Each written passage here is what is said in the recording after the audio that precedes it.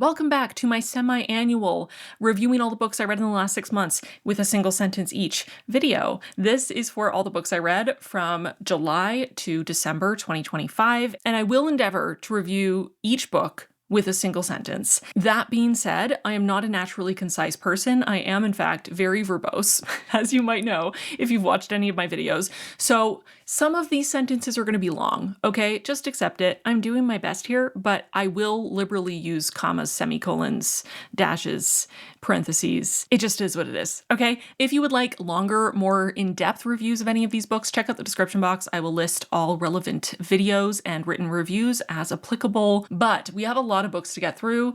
I read 56 books in the second half of 2025, so let's just start. Starting with July, How Beautiful We Were by Imbolo, Mbue. Despite this book engaging with some really powerful themes like grief, justice, and the destruction of our environment for capitalistic gain, I struggled to connect emotionally to this story due to the nonlinear structure and also a regular point of view that was made up of a collective, faceless, combined voice. 2 stars. Dawn by Octavia E. Butler, an absolutely chilling sci-fi parable that interrogates consent, bodily autonomy, colonization, and control with clinical precision and a very lasting impact. 4 stars.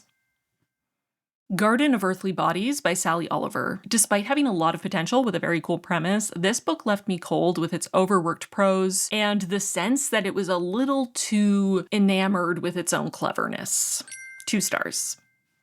Indian Horse by Richard Wagamese. This is a novel deeply rooted in confronting the horrific realities of residential schools in Canada's history, speaking to universal truths about cultural genocide, generational trauma, and the kind of resilience and strength that it takes to survive. And it does it all with raw honesty and a heartening glimmer of hope for a better future. 5 stars. Blood on Her Tongue by Johanna van Veen. This book is gothic, weird, and a little feral in all the best ways, and it did creep me out while reading, but lost me a little bit with the rushed pacing and thin character work. 3 stars. North and South by Elizabeth Gaskell. Pride and Prejudice for socialists, except it's not socialist and also not all that romantic, unfortunately. Very beautifully written, though. 3 stars. They Bloom at Night by Trang, Tran. This was a really fascinating and atmospheric eco-horror that explores a teen's alienation from her own body while incorporating Vietnamese myth that was just a touch heavy-handed in its use of metaphor and had some uneven pacing that held it back. Not quite as well executed as their incredible debut. 3 stars. Don't Fear the Reaper by Stephen Graham Jones. My Heart is a Chainsaw's grown-up, bloodier sister that brought a little bit of maturity and some very atmospheric deep winter chill to the table, and I appreciated it. I'm very excited for book 3. 4 stars. Getting into August, Sword of Kaigen by M.L. Wang. This is a book that does something very unique in the fantasy space, and I appreciate that so much. It also had some really great character work, but I did find that the writing quality and the execution in general was somewhat uneven, and that definitely took away from the experience for me. 3 stars. The Labyrinth of the Spirits by Carlos Ruiz Zafón. A beautifully written and very emotionally intense conclusion to the series that brought together all the characters I had grown to love and care about in a way that made me feel all the things. So even though it had one very weird fumble near the end, I can't help but love it overall. 5 stars. Snake Eater by T. Kingfisher. This was a book with an immersive setting and a very interesting premise that was let down by some of the weirdest writing I have read in recent years. Choppy, repetitive, weak world building, and just choices that did not make sense to me. 3 stars. Generously. The Marrow Thieves by Cherie Demeline. A haunting and powerful story that you can't simply move on from. This book touched my heart, and I will never, ever forget it. 5 stars. Hungerstone by Kat Dunn. A sapphic vampire story with compelling characters, gorgeous prose, and great atmosphere that was just a little too simplistic and rushed at times to get full marks. 4 stars. Lest Darkness Fall by L. Sprague de Camp. An out-of-print little pulp sci-fi book that is just time travel competence porn for one very average man who knows somehow how to build literally every modern invention of his time and proceeds to do so. I'm tired. 3 stars. Now we've reached September. The Clan of the Cave Bear by Jean M. Auel, a book and series that is deeply nostalgic to me to the point where I can't really think or talk about it objectively at all. But it's genuinely interesting, it's heartfelt. If you are interested in historical fiction that is looking at prehistoric humans and Neanderthals and how they may have coexisted, this might be the series for you. It is essentially my emotional support series at this point, despite all of its many flaws. 5 stars. Sugar Falls by David Alexander Robertson, a short but effective graphic novel primer on the residential school system in Canada that is accessible, impactful, and honestly should be required reading. 5 stars. The Master and Margarita by Mikhail Bulgakov, a chaotic, layered, and deeply complex political satire, full to the brim with sharp commentary, absurdity, and some shockingly touching emotional moments. 5 stars. Rouge Street by Shuang Shuitao, a strange, emotional, and engaging short story collection that really drew me in with its characters and its sometimes humorous, sometimes deeply serious social and political commentary. 4 stars. Catabasis by R.F. Kuang, a book with a premise so perfect for me that it could have been created in a lab that I found excruciatingly boring despite taking place in hell, and that is quite a feat. 2 stars. A Lady for a Duke by Alexis Hall, a soft and emotional historical romance that made me feel all the feelings. 4 stars. How to Read Now by Elaine Castillo, a thoughtful, deeply passionate, and beautifully written essay collection about reading, connection, the publishing industry, and how we can engage more critically with the media we consume. 5 stars. The Life of Chuck by Stephen King, a weird little existential short story that sneak attacked my feelings. I'm still not okay. 5 stars. The Waves by Virginia Woolf, an incredibly complex and experimental novel that feels more like a play most of the time and left such a deep impact on me despite its unconventional structure. 5 stars. City of Saints and Madmen by Jeff Vandermeer, yet another strange experimental collection of ideas that feels like being let into the brain of a deeply weird man. And I enjoyed it. 4 stars. Ladies in Hating by Alexandra Vasti, a rivals to lovers sapphic historical romance where they each want to get into each other's stockings, but they don't want to admit it, and I wholeheartedly support it. 5 stars. October. Woodworking by Emily St. James, a messy, emotional, and deeply human story of a late-in-life transition that handled its themes with so much care and compassion. 5 stars. The Hounding by Zenobi Purvis, a beautifully written historical fiction novel about sisterhood, girlhood, and mass hysteria that was gripping and absolutely heartbreaking. 5 stars. The Staircase in the Woods by Chuck Wendig, an absolutely incredible premise that was obliterated by some of the worst characters I've ever had the displeasure of reading about, and so much trauma porn. Oh my god. 1 star. Girl, Woman, Other by Bernadine Evaristo, a gorgeously woven, emotionally rich tapestry of interconnected lives that manages to balance humor and heart so beautifully. 5 stars. We Used to Live Here by Marcus Cleaver, a very creepy and engrossing read that tried to do a few too many things, but was entertaining enough for me to forgive. Mostly. 4 stars.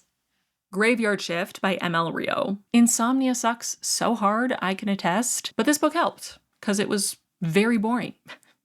3 stars.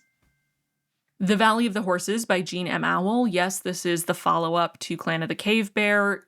All the same applies, but also this one specifically is about our resilient Cro-Magnon protagonist learning to survive on her own in a beautiful meditation on grief, loss, identity, and our deep human need for belonging that just gets me every time.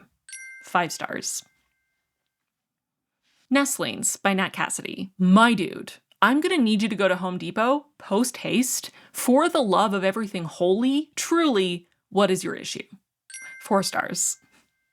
Bat Eater and Other Names for Corzang by Kylie Lee Baker. A haunting, grief-soaked blend of real-life and supernatural horror that refuses to leave my brain or my heart even many months later. 5 stars. Alone with You in the Ether by Olivia Blake. 6 excruciating conversations that turned into one very long, frustrating experience that sadly just did not work for me in any capacity. 1 star. Myra by Nikki Gonzalez. A weird and ambiguous little horror book where almost nothing happens, but the vibes are so immaculate that I had a fantastic time. 5 stars. Pet Sematary by Stephen King. A devastating and absolutely visceral exploration of grief that came into my life at just the right time to absolutely obliterate me. I'm not sure I could ever read this again. 5 stars. November. Rebecca by Daphne du Maurier. An endlessly readable and eerie classic that is so thick with atmosphere you could chew it and has impeccable character work, making it one of my favorites that I will happily reread forever. 5 stars. The Good House by Tananarive. A compelling and emotional horror with really great characters that lost me a little bit with the pacing and a convenient ending that felt just a little too neat. 4 stars. The Buffalo Hunter by Stephen Graham Jones. Layered, oral storytelling-driven historical horror with multiple POVs that absolutely captivated me and I will be rereading in the future. 5 stars. Victorian Psycho by Virginia Fato. A book that tried extremely hard to be shocking and funny that just felt excessive and unpleasant to me. Just not my cup of tea. 1 star. Diavola by Jennifer Thorne. A very strong first half about a dysfunctional family in a very unsettling situation that slowly unraveled into something a little too scattered for my taste in the second half. 3 stars. The Doctor's Sweetheart by L.M. Montgomery. A short story collection that was such a mixed bag, I almost didn't know how to react. Some incredible, heartwarming stories, many fine stories, and a few stories that were actively disturbing. 3 stars, I guess. Among the Burning Flowers by Samantha Shannon. A prequel that I heartily enjoyed, but that felt a little rushed. I honestly could have used 100 more pages. 200 even. 4 stars. Subdivision by J. Robert Lennon. A weird little puzzle of a book that leaves you guessing as it progresses through increasingly absurd scenarios that I really enjoyed piecing together, even if I wanted a touch more emotional resolution at the end. 4 stars. We Love You, Bunny by Mona Awad. A weird, funny, and honestly unfairly maligned prequel to Bunny. I said what I said. 5 stars. The Strength of the Few by James Islington. A sequel that took everything awesome about book 1 and eliminated it while highlighting and amplifying everything that I struggled with in the first installment, leaving me very unsatisfied and realizing that maybe this series just isn't for me. 2 stars. Private Rights by Julia Armfield. Emotionally devastating, beautifully written, very realistic in its portrayal of sisterhood and grief, and aggressively moist. 5 stars.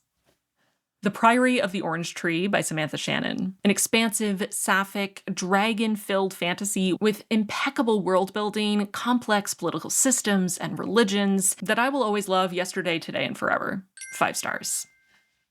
And finally, December. The Jasmine Throne by Tasha Suri. A richly built fantasy incorporating religion and magic with strong characters and a sapphic romance I really fell for. 4 stars. Assassin's Apprentice by Robin Hobb. A character-driven fantasy that actually, for once, engages with the trauma, emotional weight, and real cost of being the chosen one. 4 stars. Royal Assassin by Robin Hobb. Even more emotional trauma, somehow, but excellent. 5 stars. Assassin's Quest by Robin Hobb. A heart-wrenching conclusion to this trilogy that really leans into the sacrifice, consequences, and long-term psychological cost of everything these characters have endured. Devastating, but also 5 stars. H is for Hawk by Helen MacDonald. A grief memoir that feels deeply personal and introspective, using falconry as a lens to examine grief in a way that is both deeply personal and somehow universal. 5 stars. Also, a movie recently came out that is really fantastic. Check it out. Adrift in Currents Clean and Clear by Sean McGuire. A rushed and somewhat undercooked installment in this series that left me wondering why I read it in the first place. 1 star. And last, but definitely not least, Spread Me by Sarah Gailey. A bizarre and very horny desert horror that I absolutely could not look away from, even as I questioned everything about my life and choices. And also as it devolved into something quite repetitive that made me realize that maybe it should have been a short story. Not everything has to be a novel. 2 stars. And that's it, folks. Those are the 56 books I read in the second half of 2025. All my thoughts as succinctly as I possibly can convey them to you. I hope you enjoyed this video. Give it a like if you did. Subscribe if you haven't already. Check out past one-sentence book review videos if you liked this format. And go check out my many reading vlogs and wrap-ups and such if you want much more verbose versions of these reviews, because I promise I have so much more to say. So much. Thanks for being here. I appreciate you, and I'll see you really soon in my next one. Bye, friends.